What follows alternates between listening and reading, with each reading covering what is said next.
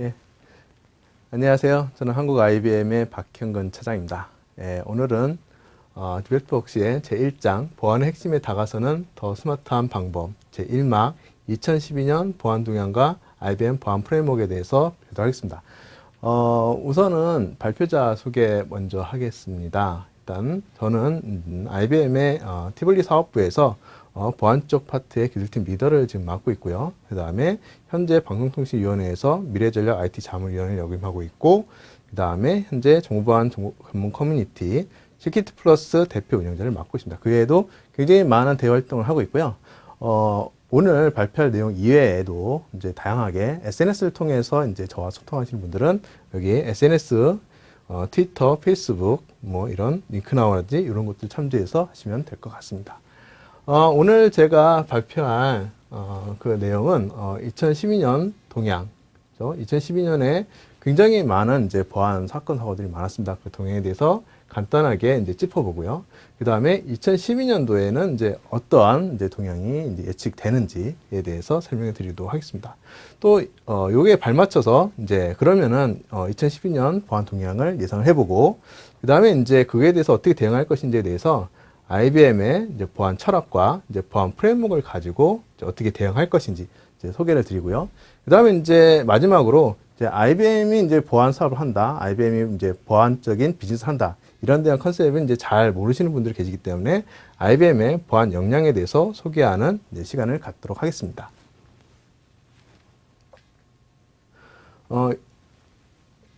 2011년도 동향은 IBM은 2011년도를 보안 침해 사고의 해라고 정의를 했습니다. 국내에도 굉장히 많은 보안 사건 사고들이 많았습니다. 이제 금융권에서도 굉장히 많은 사건 사고가 있었었고, 크고 작은 굉장히 많은 사고들이 있었는데요. 국내뿐만이 아니라 해외에서도 굉장히 많은 사건 사고들이 있었습니다. 그래서 IBM은 2011년을 이제 보안 침해 사고의 해라고 이제 규정을 했고요. 이제 이 규정한 이제 그 바탕에서 보면은 이제 기존의 보안이 이제 IT 이슈였다면, 단순히 IT 이슈였다면 지속적으로 비즈니스 이슈로 이동을 해가고 있습니다. 비즈니스 이슈로 이동을 해가고 있고, 이제 그런 것들이 지금 보면 크게 세 가지 방향성으로 이제 좀 정리를 해봤는데요. 첫 번째는 이제 주요 민감 정보의 이제 오남용, 그죠? 주로 이제 내부자의 공무나 아니면 이제 해킹에 의해서 내부의 이제 중요 정보가 이제 유출되는 이제 그러한 사건 사고들이 이제 굉장히 많았었고요. 대표적인 이제 사례가 이제 위키릭스라 그래서 굉장히 많은 이제 외교 문서, 미국의 외교 문서들이 유출됐던 대표적인 사례가 있습니다. 이제 그런 유출 사고를 통해서 이제 직접적인 이제 경제적 손실도 발생했고요. 그 다음에 대외 명성이나 그다음에 외교적인 그런 문제, 그 다음에 대외 이미지 실추 등 굉장히 많은 이슈들이 있었습니다. 또 한 가지 이제 유명한 사건 사고는 이제 소위 말하는 이제 기관계, 그러니까 국가 중요 산업에 대한 이제 공격들이 직접적으로 이제 발생했다. 그래서 대표적인 이제 사례가 스타스넷이라고 하는 이제 이런 악성 코드를 이용해서 이란의 핵 발전소 시설을 이제 공격했던 이제 그런 대표적인 사례가 있었었고요. 그래서 핵심 인프라, 이제 국가 기관계 산업.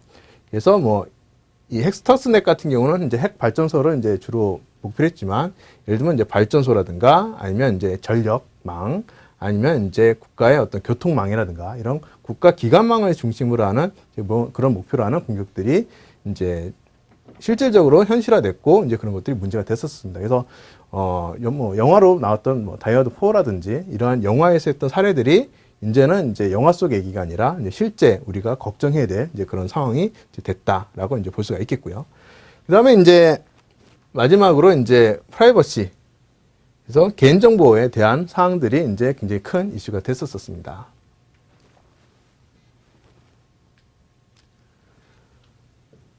그 다음에 이제 그 보안 문제의 그 수하고 범위가 굉장히 이제 작년도에 굉장히 많이 급증을 했습니다. 여러 가지 그 방법들도 급증했고, 파급 효과나 공격의 범위도 굉장히 이제 폭넓게 이루어졌었는데요.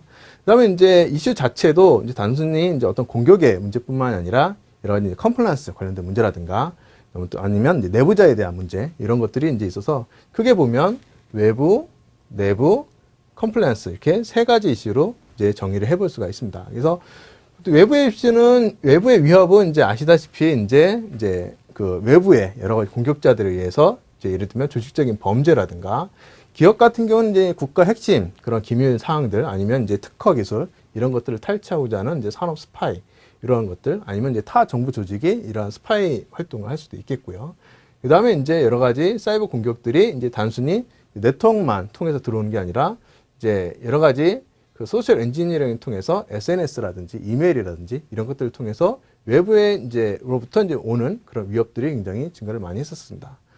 두 번째는 이제 내부자에 대한 위협들도 굉장히 크게 증가를 했었었는데요. 뭐 내부자의 위협 같은 경우에는 이제 관리자가 이제 실수를 한다든지, 그죠? 이런 것들이 이제 있을 수가 있겠지만은 특히 이제 문제가 되는 부분들이 이제 불만이 있는 직원이라든가 아니면은 이제 악의적으로 내부의 정보를 유출한 이런 사례들이 이제 굉장히 위협적이라 할 수 있습니다. 그러니까 올해에도 이제 보면은 이제 이런 해킹이나 이제 그런 시스템에 대해서 정보를 탈취하는 기술들이 점차 이제 그 광범위하게 이제 유포됨에 따라서 이제 그런 것들을 생각을 해볼 수가 있습니다. 예를 들면 기존에는 이제 여러 가지 태업이라든가 아니면 이제 노동쟁의 같은 것들을 이제 물리적인 현장에서 이제 그런 쟁의들이 이제 발생하는데, 이제 추후에는 이제 이런 것들을 통해서 사이버상에서 어떤 노동쟁의 같은 것들이 일어날 수가 있습니다. 그래서 불만 있는 직원에 의해서 이제 시스템에 대한 것들을 정상적으로 운영하지 못하게 방해를 한다든가 아니면 회사 내 중요한 정보를 뭐 경쟁사에 유출을 한다든지 이런 것들이 있을 수가 있겠고요. 이러한 위협들 중에 이제 가장 이제 문제점으로 되고 있는 것 중 하나가 개인정보하고 기업 데이터가 굉장히 이제 혼재되어 있다. 개인이 갖고 있는 데이터와 그다음에 기업이 중요 데이터가 혼재되어 있는 그런 상황 속에서 이제 이런 것들을 대응하기가 상당히 어려운 이제 문제점이 될 수가 있습니다. 마지막으로 이제 컴플라이언스입니다. 그래서 이런 문제점들이 외부 위협이든 내부 위협이든 계속 증가함에 따라서 정부에서 이제 조치를 안 할 수가 없겠죠. 그래서 정부에 대해서는 지속적으로 법이라든가 아니면 산업 규제 이런 것들이 지속적으로 증가를 할 겁니다. 증가를 함에 따라서 이제 이 컴플라이언스를 어떻게 준수를 할 것이냐 하는 것들이 이제 문제가 될 수 있겠고요. 그래서 국가 규제 대표적인 게 이제 개인정보보호법, 우리나라 같은 경우에는 이제 개인정보보호법이 대표적인 사례가 될 수 있겠고요. 산업표준 같은 경우는 이제 예를 들면 이제 ISO 27001 인증이라든가 키사의 ISMS 같은 이제 정보보호 표준 인증 이런 것들이 이제 산업표준이 될 수가 있습니다. 그다음에 특정 지역을 중심으로 해서 지켜야 될 준수 사항이라든지 아니면 이제 우리나라가 이제 대무역이 이제 활발해지면서 이제 우리나라의 이제 법적인 규제뿐만이 아니라 이제 외국의 또 뭐 다른 이제 교육하는 국가의 이제 그런 그 보안에 관련된 부분이라든지 아니면 이제 어떤 개인정보에 관련된 부분이라든지 이런 것에 대해서 지켜야 될 그런 법 규제 사항들이 계속적으로 이제 증가를 하고 있습니다. 그래서 이 세 가지 측면에서 어떻게 대응을 할 것인가 이제 이런 것들이 이제 고민이 될 수 있겠고요. 그 다음에 이제 요 밑에서 보다시피 이제 매체들도 굉장히 새로운 기술들이 다양해지고 있죠. 그래서 모바일 환경이라든지 아니면 이제 클라우드 환경. 그 다음에 이제 소통에 이제 중요하다고 이제 함에 따라서 이제 소셜 매체를 가지고 이제 직접적으로 비즈니스에 활용하는 이제 사례라든가 아니면은 이제 비즈니스 인텔리전스라는 이제 이런 측면에 있어서 이 세 가지 파트에 대한 것들은 이제 어떻게 해결할 것인가 이런 것들도 굉장히 큰 문제가 되고 있습니다. 예를 들면 모바일 환경 내에서 이제 외부의 위협이라든가 내부의 위협이라든가 이제 컴플라이언스 이런 것들을 이제 어떻게 이제 준수를 할 것인지 이런 사항들, 클라우드 환경에서든지 SNS 굉장히 큰 문제가 되고 있고 범위도 단순히 기업 내에 이제는 기업 내라고 하는 어떤 바운더리가 존재하는 게 아니라 이제는 비즈니스 공간만 존재하고 이제 바운더리가 없는 상황이 되고 있기 때문에 굉장히 점차적으로 어려운 그런 이슈가 되고 있습니다.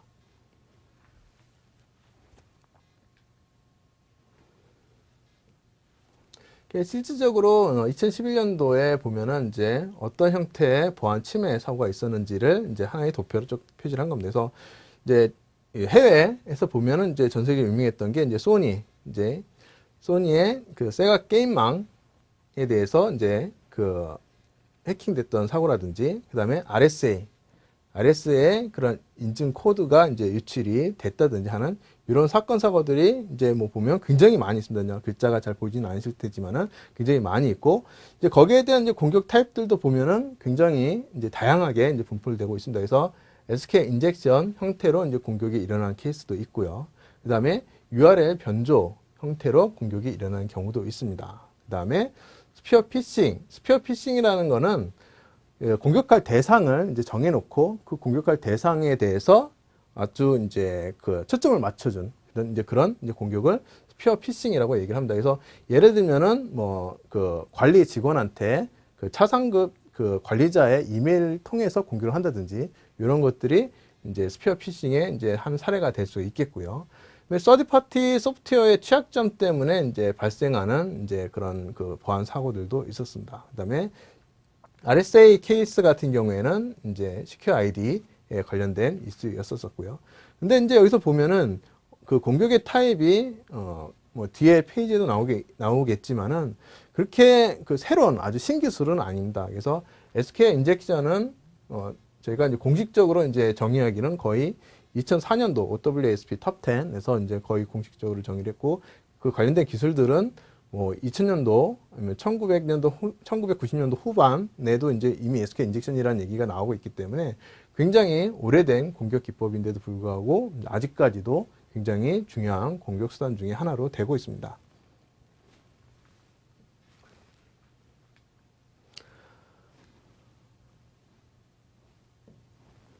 그 이제 앞에 것들은 이제 실제 일어난 사건들에 대해서 이제 좀 정리를 해봤고요. 이제 요 차트는 그럼 이제 공격의 패턴을 좀 더 이제 카테고리하고 이제 좀 정형화 해보자라고 해서 이제 이렇게 도표를 도식화 한번 해봤습니다.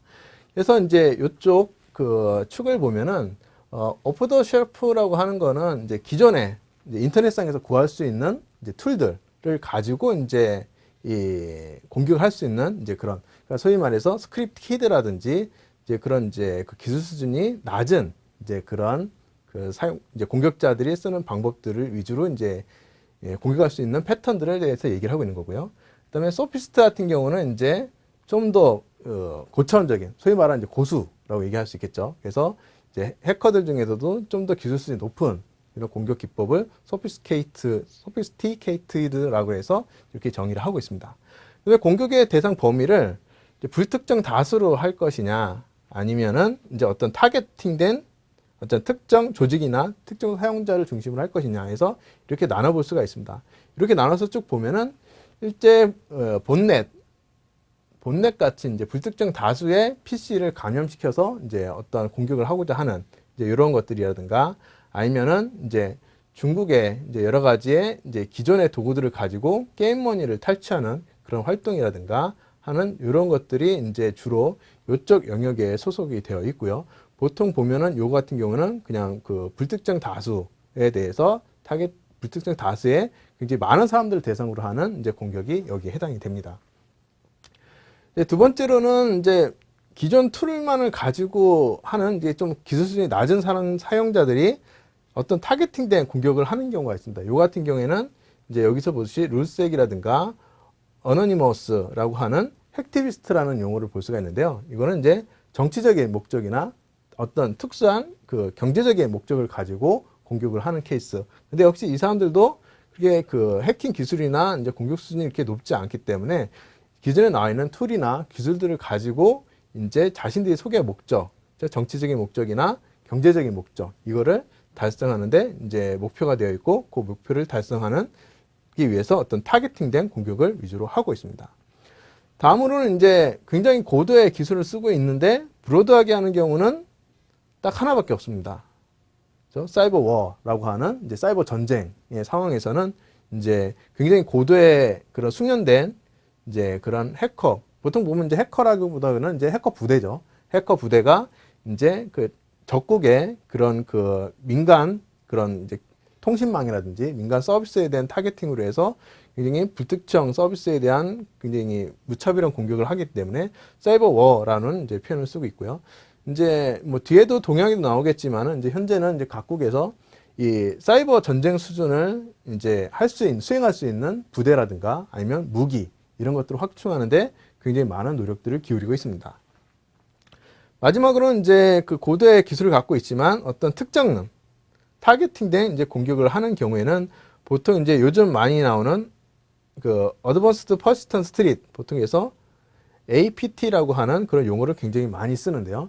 APT 기반의 공격들이 이제 대부분입니다. 그래서 요즘 APT 그러면 굉장히 전문 용어인데 굉장히 많은 분들이 알고 계시더라고요. 그래서 그 신문지상에 하도 APT라는 용어 많이 나오고 어떤 이제 특정 이제 그 보안 사고가 날 때마다 APT 기반의 이제 공격 같은 것들이 용어서가 많이 나오기 때문에 요즘 들어서는 굉장히 그 아파트의 그 약자보다도 더 흔하게 알고 있는 그 용어 중에 하나라고 생각합니다. 그래서 APT 공격을 기반으로 해서 일단은 좀 더 숙련됐지만은 어떤 타겟팅된 어떤 기업이나 어떤 조직이나 아니면 어떤 관리자 아니면 어떤 지위에 있는 사람을 대상으로 해서 중요 정보를 탈취하거나 시스템을 탈취하는 그러한 이제 그런 용도로 공격을 하는 이제 그런 특징이죠. 그래서 크게 이 기술 수준하고 그다음에 공격의 범위로 해서 카테고리에 보면은 한 이렇게 네 가지 수준으로 나눠볼 수 있겠고요. 그래서 2011년도에 그 공격 타입은 이 네 가지 형태로 모두 정리가 가능합니다.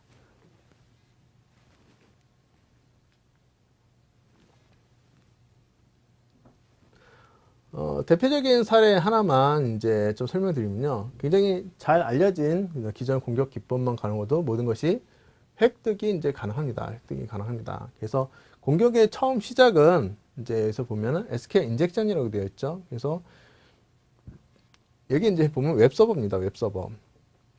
웹서버고 웹서버의 그런 SQL 인젝션 취약점을 기반으로 해서 이 서버를 탈취를 합니다. 이 서버를 탈취하고 서버가 이제 탈취가 되면 그 다음에 이제 하는 작업들이 예를 들면 이제 패스워드를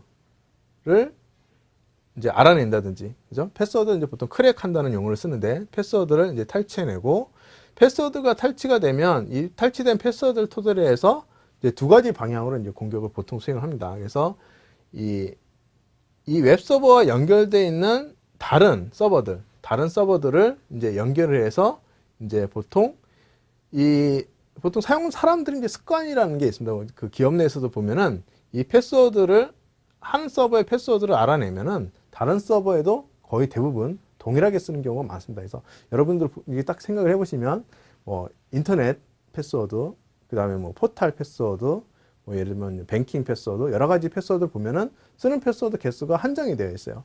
마찬가지로 기업에서도 굉장히 많은 패스워드 쓸 것 같은데 그렇게 다양하게 쓰지를 못합니다. 그래서 그렇기 때문에 이제 한번 이 웹서버에서 탈취된 패스워드를 기반으로 해서 이제 다른 서버를 이제 탈취를 한다든지 아니면 다른 서버에 만약에 탈취된 계정이 루트 권한이 아니라고 한다 그러면 루트 권한 상승으로 그러니까 로컬 권한 상승으로 루트 권한을 획득을 할 수가 있습니다. 일단 획득이 되면은 그 다음에는 이 서버를 이제 마음대로 할 수 있기 때문에 이제 목적했던 백업 데이터라든가 연구 데이터 이런 것들을 다 포함해서 굉장히 많은 정보를 유출할 수가 있겠죠.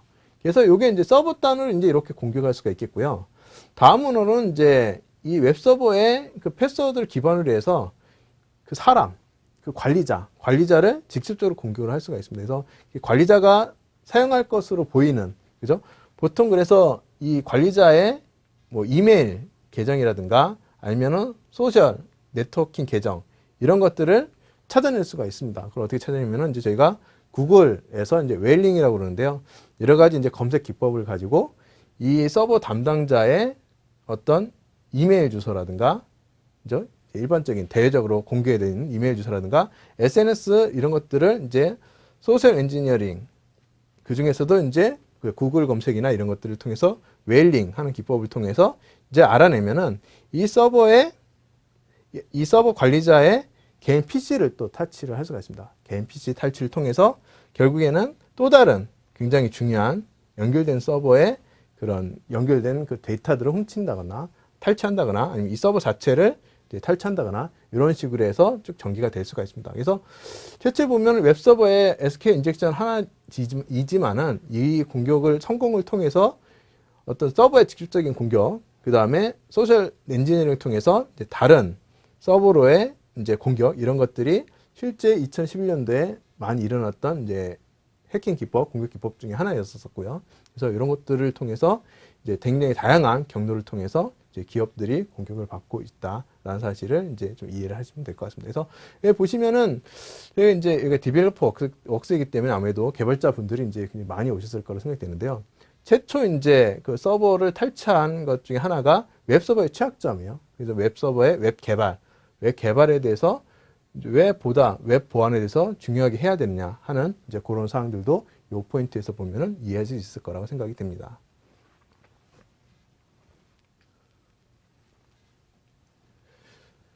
이제 요거는 이제 2011년도 이제 동향에 관련된 이제 차트입니다. 2011년 동향에 대한 차트인데 이제 그 주요 웹 어플리케이션 취약점에 대한 차트입니다. 그래서 아까 봤듯이 SQL 인젝션 굉장히 많이 나오고 있는데요. 이 동향에서 보면은 굉장히 많은 이제 그런 그 공격 기법 중에 하나가 이제 크로스 사이트 스크립팅, 그죠? 보통 XSS라고 하는 이제 그런 크로스 사이트 스크립팅 기법이 있고요. 그 다음에 이제 SQL 인젝션이라고 계속 앞서서 이제 설명했던 이제 그런 공격 기법. 그 다음에 이제 파일 인클루딩이라고 하는 그런 공격 기법들이 굉장히 많은 그런 비중을 차지하고 있습니다. 그래서 여기서 보다시피 이 세 가지 거의 대부분의 그런 웹 어플리케이션 취약점의 대부분을 차지하고 있고요. 근데 이 공격 기법이 언제부터 나왔느냐? 2004년도부터 카운팅을 해도 거의 증가 없이 계속 그 취약점이 존재를 하고 있다는 거예요. 그래서 이런 것들을 보면은 이제 웹 보안에 대해서 이제 웹 어플리케이션 방화벽도 있고 웹 보안에 관련된 굉장히 많은 툴들이 있지만은 우리가 뭔가 근본부터 다시 생각을 해야 되지 않겠느냐 하는 것들은 이제 이런 이제 트렌드, 이런 차트를 보면서 좀 고민해 봐야 되지 않을까 생각을 하고 있습니다.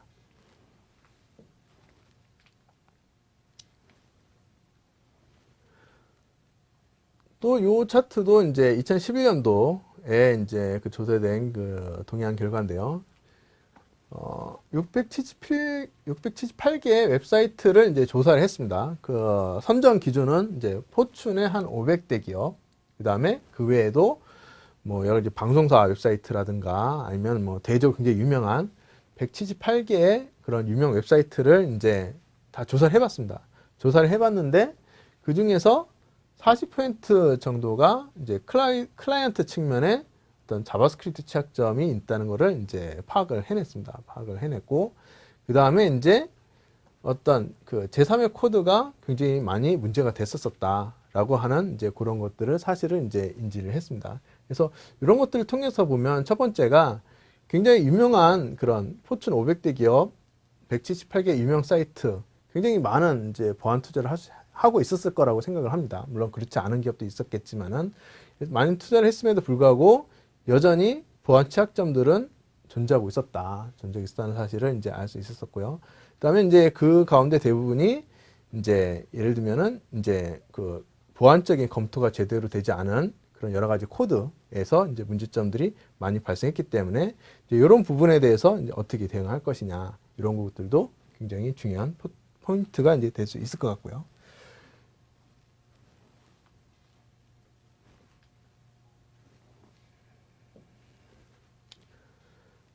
지금부터는 이제 2012년도에 이제 보안 동향을 이제 예측해 보도록 하겠습니다. 2012년도의 보안 동향 예측 중에 가장 첫 번째로 꼽는 거는 뭐니 뭐니 해도 개인정보보호법과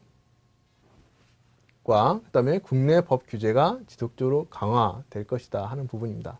개인정보보호법은 이미 이제 올해, 그러니까 작년이죠. 작년 그 9월 30일 날, 그죠? 9월 30일 날 발효가 됐고 계속적으로 이제 행정안전부와 방송통신위원회에서 그 행정지도 및 행정조치를 계속 하고 있습니다. 하지만 이제 이제 기업 측면에 있어서는 아직 체감되는 그 느낌은 굉장히 많이 약하신 것 같아요.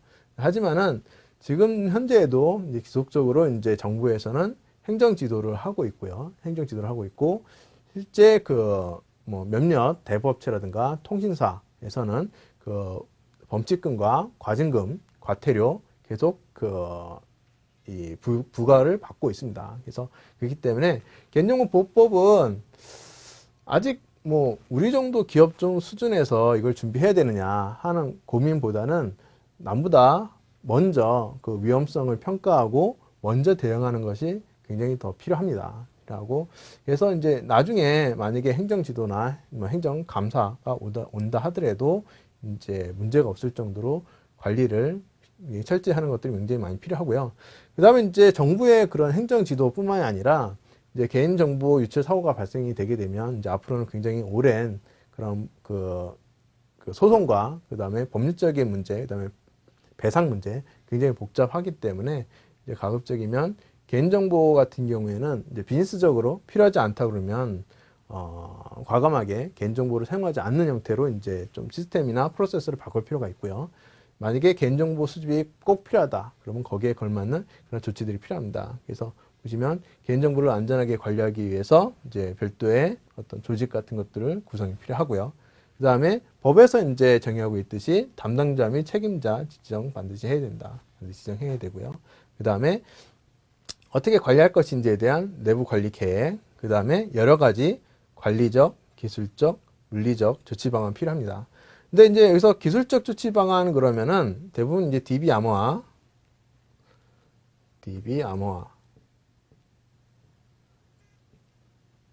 이제 법에서 얘기했기 때문에 이것만 보시는데요. 사실 이제 그 개인정보 보호를 위한 기술적 조치에는 DB 암호화도 포함이 되긴 하지만은 그에도 굉장히 많은 기술적 조치들이 필요합니다. 뭐 예를 들면 계정이나 뭐 패스워드 관리, 뭐 권한 관리, 그다음에 로그 관리, 그다음에 여러 가지의 접근 제어라든가 그 접근 권한에 대해서 어떤 이력을 남긴다든가 어떤 로그 관리 부분 이런 상당히 많은 그런 기술적 조치들이 필요하기 때문에 반드시 정부에서 지금 발표된 그런 개인정보에 대한 그 기술적 조치에 대한 가이드라인 이런 것들을 꼭 확인을 하셔서 거기에 맞는 그런 대응 방안을 이제 이행하시는 것이 굉장히 많이 필요합니다.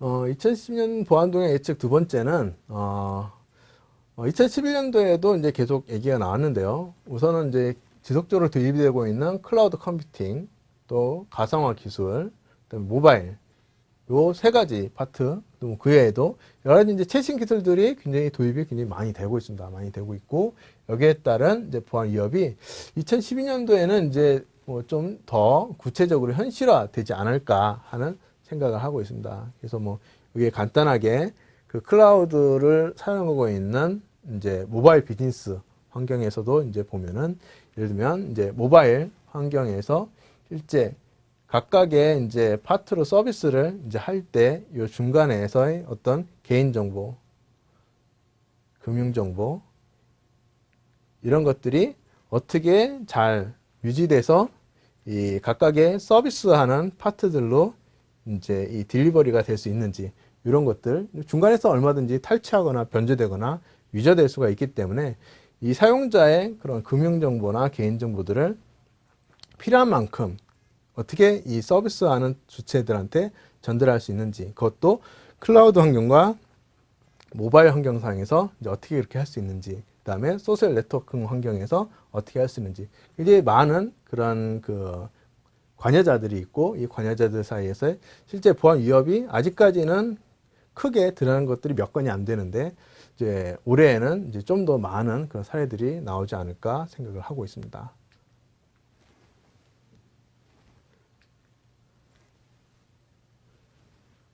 다음으로는 이제 소셜 네트워크를 통한 이제 공격입니다. 저도 이제 소셜 네트워크 활동 굉장히 열심히 하고 있는데요. 그래서 보면은 이제 페이스북이라든가 트위터, 링크드인 등등 굉장히 많은 이제 소셜 네트워크 환경이 있습니다. 이 소셜 네트워크를 통해서 예를 들면 이제 아까 얘기했듯이 이제 소셜 엔지니어링 공격이라든가 아니면 이제 이 tinyurl인가 이제 BTLI 같이 이제 그 URL을 이제 줄여주는 서비스가 있습니다. 사실 URL 줄여주는 서비스를 보면은 그 URL이 악의적인 URL인지 아니면은 이게 우리가 그 사용하고자 하는 그 정상적인 서비스인지 식별하기가 상당히 어렵습니다. 그래서 그런 URL을 이제 짧게 줄이는 서비스를 통해서 악성 코드를 유포를 한다든지 이런 공격 기법들이 이제 2011년도에도 이제 나왔었는데요. 2011년도에도 굉장히 더 많이 증가를 할 거다라고 이제 예상을 하고 있습니다.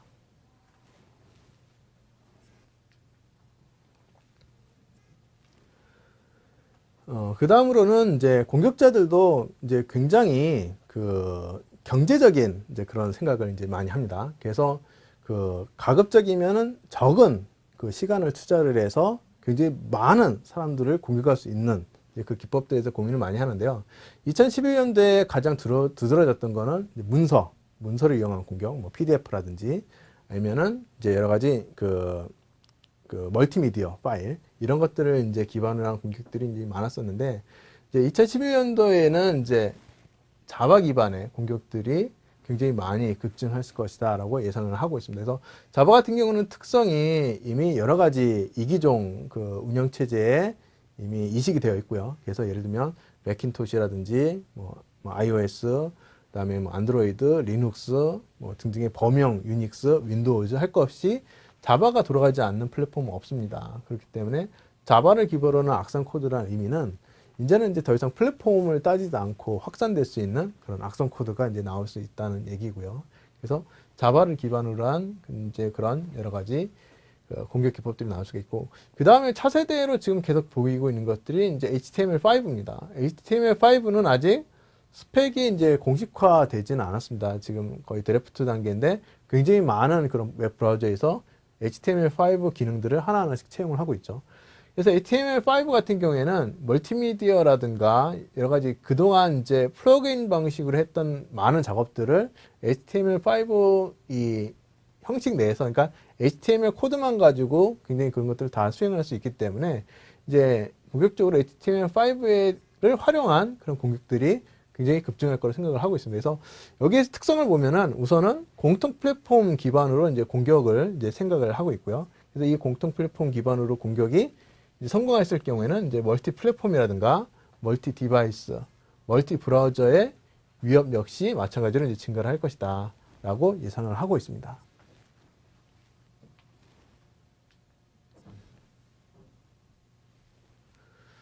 그 다음에 이제 또 하나의 이제 보안 예측은 이제 해킹이나 이제 크래킹 같은 것도 종래에는 이제 툴로 존재한다거나 이제 사람이 이제 존재해서 이제 이런 것들을 하는데, 이런 것들이 이제 서비스화 된다는 거죠. 그래서 제가 이제 뭐 좀 별명을 붙여봤는데, 이제 클라우드도 이제 블랙 클라우드 같은 형태, 그죠? 그래서 악의적인 목적의 클라우드 환경이라든가 아니면은 이제 뭐 해킹 에즈 서비스 형태라든가 이제 이런 형태의 이제 그런 해킹, 크래킹의 서비스화라든지 또 이런 것들을 매개로 해서 이제 시장이 형성이 된다고 하면은 이제 이런 것들을 제공해주는 이제 블랙 서비스 허브, 이런 것들의 등장을 예상을 해볼 수가 있습니다. 그래서 이제 더 이상 해킹이라는 것이 도구나 뭐 어떤 고도의 기술을 가진 사람이나 이런 거 필요 없이 그냥 단순히 서비스 구매를 통해서 이제 이루어질 수 있을 이제 그런 상황이 되고 있고요. 그래서 이제 지금 2012년도에도 보면은 이제 본넷이 이제 시장에서 이제 그 좀비 PC가 이제 그 블랙마켓에서 거래가 된다든지 하는 이런 사항들이 이제 전초적인 그런 그 현상으로 볼 수가 있겠고, 2012년도에는 이제 그런 것들이 좀 더 본격화돼서 다양한 형태의 해킹, 크래킹 관련된 서비스들이 이제 등장을 할 것이다 라고 예측을 하고 있습니다.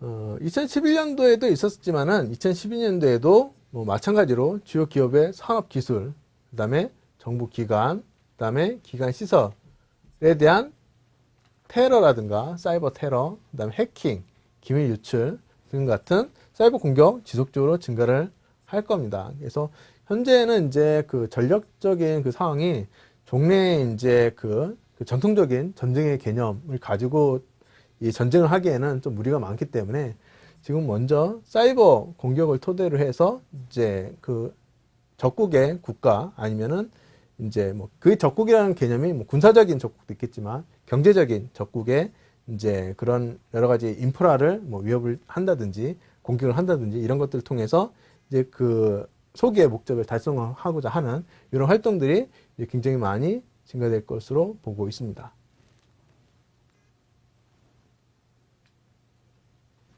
이제 그런 것들을 이제 하려다 보니까는 이제 어떻게 보면 앞선 예측에 이제 당연한 결과긴 하겠지만은 각국의 사이버 무기 굉장히 증강을 많이 할 것이고요.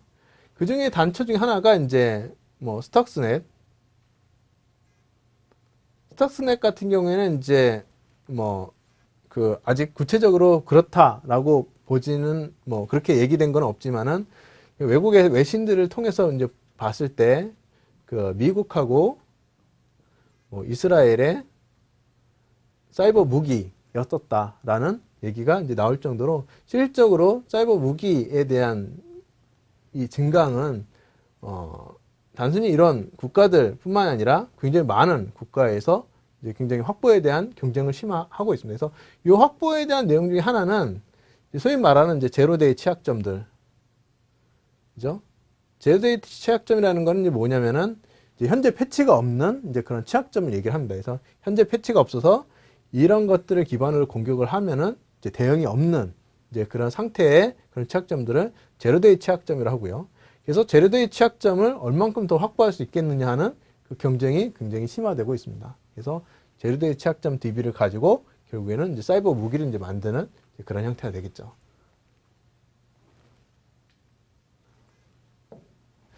근데 요거는 이제 우리나라의 약간 동향이기도 하는데요. 이제 2012년도에 보면은 이제 고객분들도 보면은 이제 기존의 보안 체계에 대한 문제점들 굉장히 많이 공감을 하고 있습니다. 그래서 2012년도에는 이제 국내 고객들, 국내 기업들도 보안에 대한 내재화 내지는 플랫폼화에 굉장히 많은 이제 신경을 쓸 것이다, 많은 도입이 있을 것이다, 라고 예측이 될 수가 있습니다. 이제 그러한 이제 측면에 있어서 보면은 기존의 이제 보안 같은 경우에는 어떤 보안 사건이 일어날 때마다 이벤트적으로 이제 보안 솔루션을 도입을 해서 이제 그런 것들을 막는 이제 그런 형태로 이제 이 보안 체계가 수립돼 왔었는데요. 그러다 보니까는 굉장히 단편화의 문제라든가, 그죠? 그러니까 이 보안 솔루션이 각각의 보안 솔루션과 어떤 유기적인 관계가 있는 것이 아니라 그냥 떨어져서 이 사일로 형태로 이제 존재하는 이제 그런 문제점들이 이제 있습니다. 그래서 단편화되고 고립화되고 이제 그렇다 보니까는 뭔가 이게 유기적으로 움직이거나 아니면 뭔가 자동화된 그런 작업이 일어나기가 상당히 어렵겠죠. 그러다 보니까는 수작업으로 이제 굉장히 많은 것들을 하다 보니까는 이제 업무 생산성, 그죠? 보안이라고 측면에 보안이란 업무의 생산성도 떨어지고 그 다음에 보안 운영하고 있는 그 비용, 코스트는 증가하고 이러한 이제 그런 어려운 점을 이제 맞게 됩니다.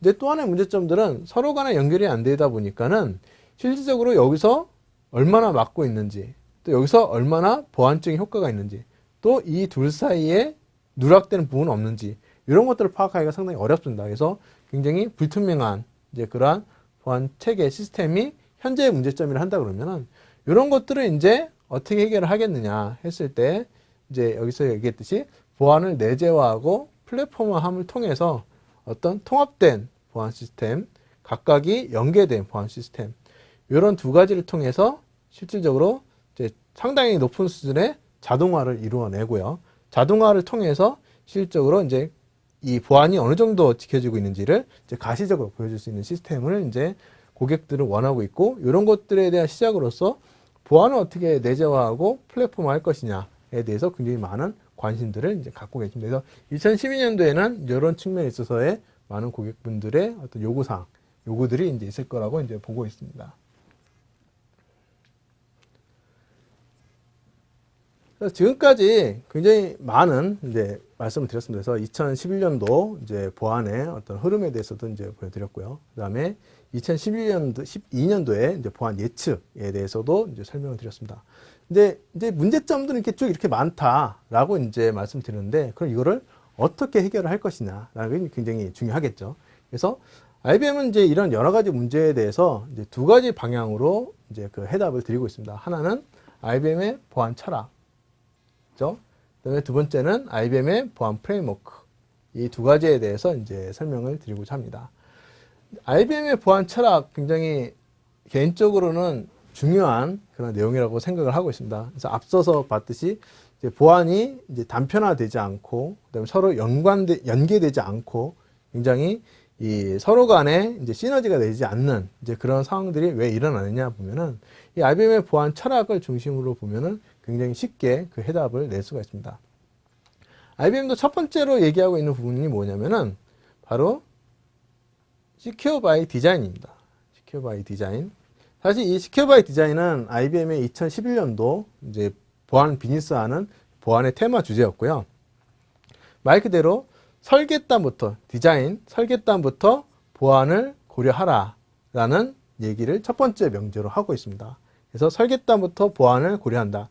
여기서 말한 설계는 여러 가지 설계를 얘기하고 있습니다. 그래서 IT적인 설계도 있을 수 있고요.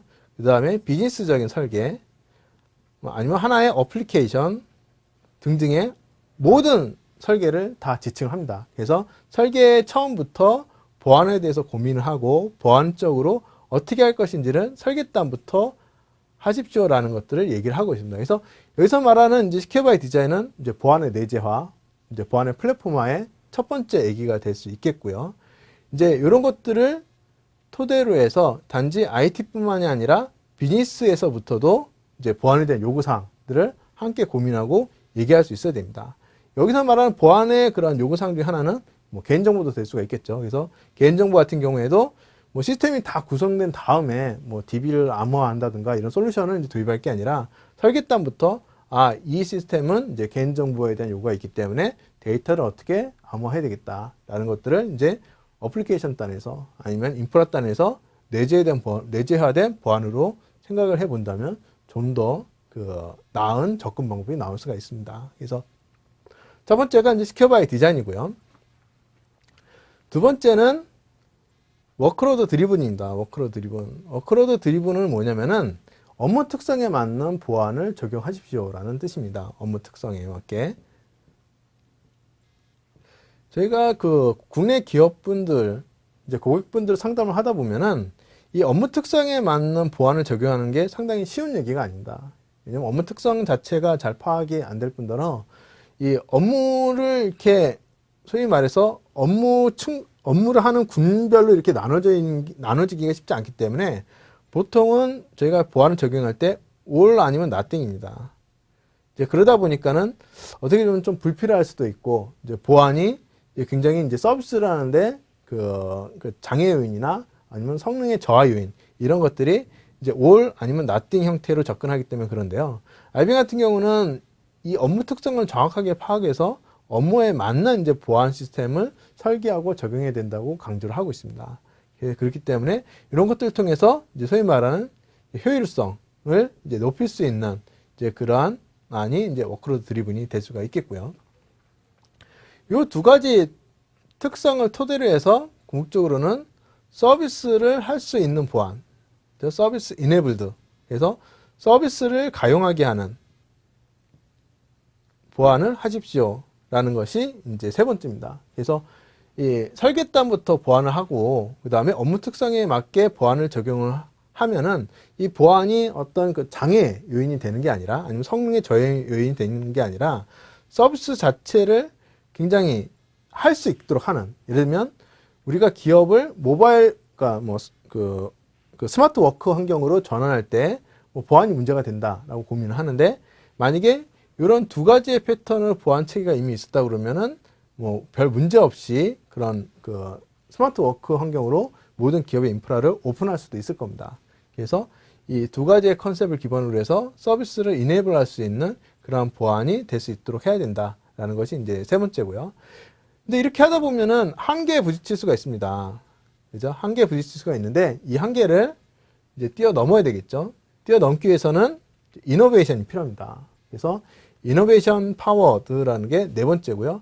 그 이노베이션을 하기 위해서 여러 가지 많은 기술들을 개발해야 되고, 그다음에 좋은 파트너도 만나야 됩니다. 그래서 IBM은 자신 있게 이런 이노베이션 파워를 갖고 있는 파트너라고 생각하고 있고, 기업 여러분들께 아니면 지금 이 강좌를 보고 있는 여러분들이 여러 가지 보안 문제들을 해결할 수 있는 그런 해안, 답안을 줄 수 있는 몇 안 되는 기업 중에 하나라고 자부하고 있습니다.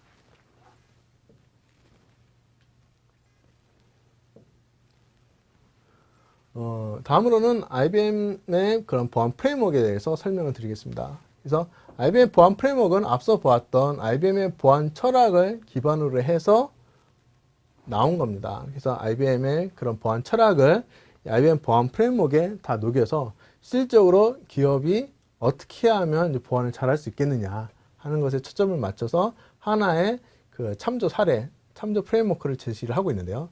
이 IBM 보안 프레임워크는 단순히 고객분들한테 뭐 소위 말해서 비즈니스를 하기 위한 프레임워크가 아닙니다. 실제 IBM 스스로도, IBM 회사 자체도 이 IBM 보안 프레임워크를 기반으로 해서 보안 관리를 하고 있고요.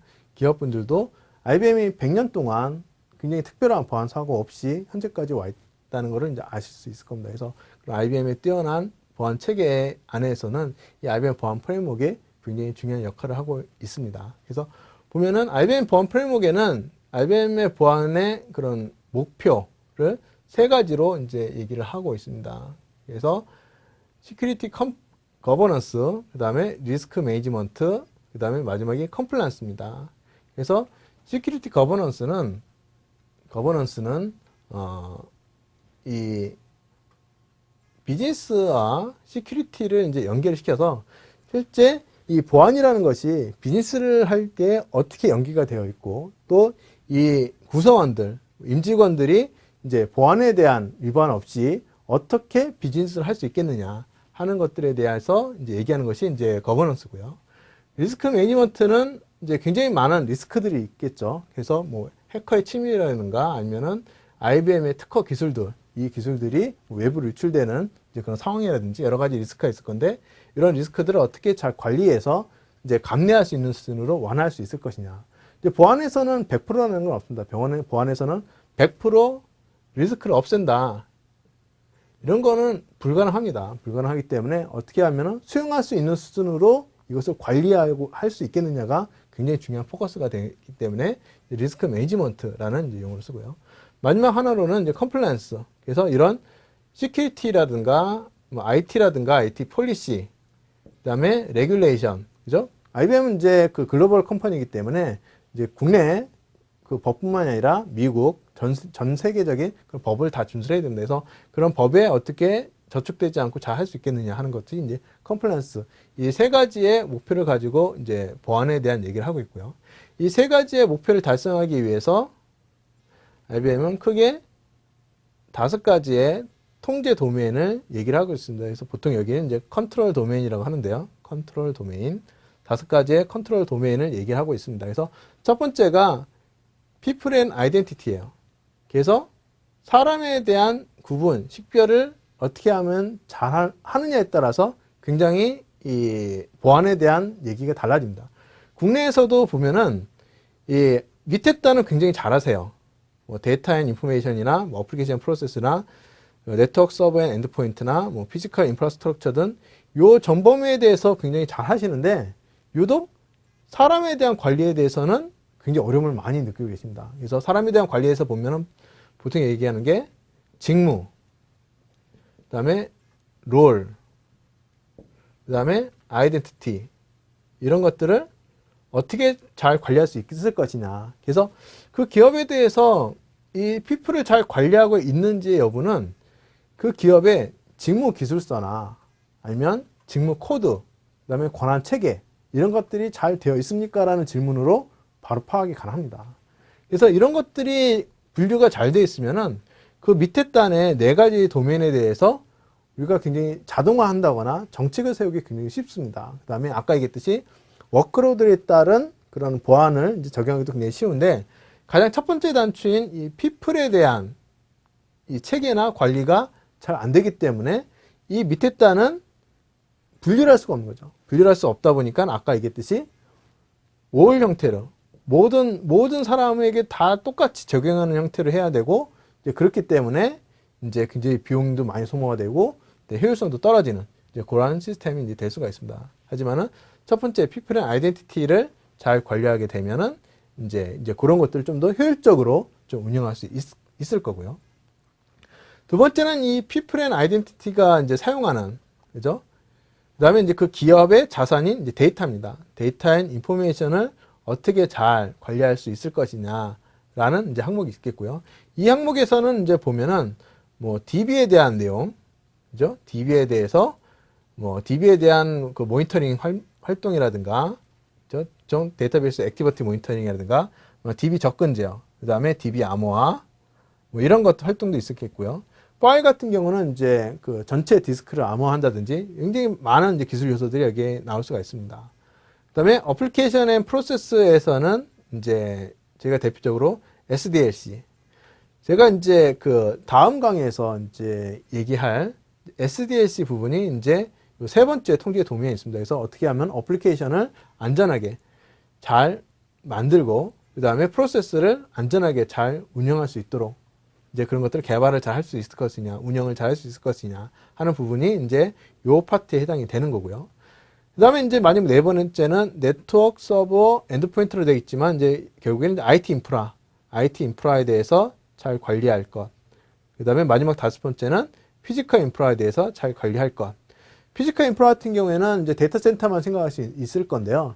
예를 들면 이제 노트북 같은 경우 이제 시간 장치라고 그러죠. 뭐 락이라고 하는데 락을 이제 평소에 외부에 나갔을 경우는 이제 잘 하는 부분이라든지 이런 것들이 피지컬 인프라에서 통제 영역으로 얘기할 수 있는 부분 중에 하나입니다. 그래서 크게 5가지의 그 통제 영역들이 있고요. 이 통제 영역들에 대해서 각각 세부적으로 서브로 이제 여러 가지 보안 프레임워크들을 얘기를 하고 있습니다. 하지만 그 부분들은 시간 관계상 이제 다음으로 이제 넘기도록 하고요. 이제 IBM도 이런 보안 프레임워크를 기반으로 해서 이제 그 IBM의 보안 관리를 하고 있고 보안 솔루션, 보안 기술 전부 다 만들고 있습니다. 그래서 IBM 보안 프레임워크를 첨지를 해서 이제 각 기업에서 사용하고 있는 그런 보안 프레임워크를 이제 비교해 보시고 이제 그 장단점이라든가 아니면 발전 사항들 이런 것들을 이제 좀 로드맵을 잡아가시면 이제 거기서부터 보안을 시작한다고 할 수 있습니다. 예, 그럼 지금까지 강의 들으셔서 감사합니다.